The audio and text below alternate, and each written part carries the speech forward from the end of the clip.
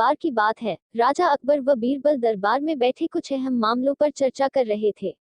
तभी बीरबल ने अकबर से कहा, मुझे लगता है कि ज्यादातर पुरुष जोरू के गुलाम होते हैं और अपनी पत्नियों से डर कर रहते हैं।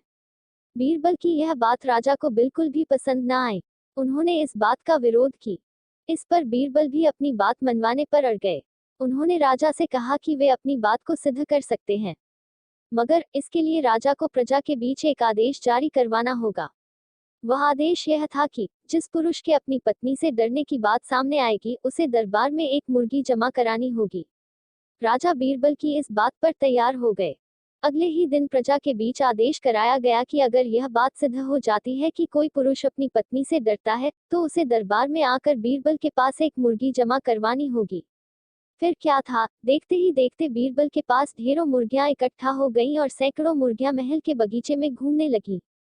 अब बीरबल राजा के पास पहुंचे और बोले, महाराज, महल में इतनी मुर्गियां इकट्ठा हो गई हैं कि आप एक मुर्गी खाना खोल सकते हैं, इसलिए अब आप इस आदेश को वापस ले सकते हैं। मगर महाराज ने इस बात को गंभीरता से नहीं लिया और महल में मुर्गियों की संख्या धीरे धीरे और भी ज्यादा बढ़ने लगी। इतनी अधिक मुर्गियां महल में जमा हो जाने के बाद भी जब राजा अकबर बीरबल की बात से सहमत नहीं हुए, तो बीरबल ने अपनी बात सिद्ध करने के लिए एक नया उपाय निकाला। एक दिन बीरबल राजा के पास गए और बोले, महाराज, मैंने सुना है कि पड़ोस के राज्य में एक बहुत ही खूबसूरत राजकुमारी रहती है। अगर आप चाहें तो क्या मैं आपका रिश्ता वहां पक्का कराऊं? यह सुनते ही राजा चौंक उठे और बोले, बीरबल, तुम ये कैसी बातें कर रहे हो? महल में पहले से ही 2 महारानियां मौजूद हैं। अगर उन्हें इस बात की भनक भी लगी तो मेरी खैर नहीं होगी। यह सुनकर बीरबल ने तपाक से जवाब दिया, चलिए महाराज, फिर तो आप भी मेरे पास 2 मुर्गियां जमा करा ही दीजिए। Report add. राजा बीरबल का ऐसा जवाब सुनकर शर्मा गए और उन्होंने अपना आदेश उसी वक्त वापस ले लिया। कहानी से सीख।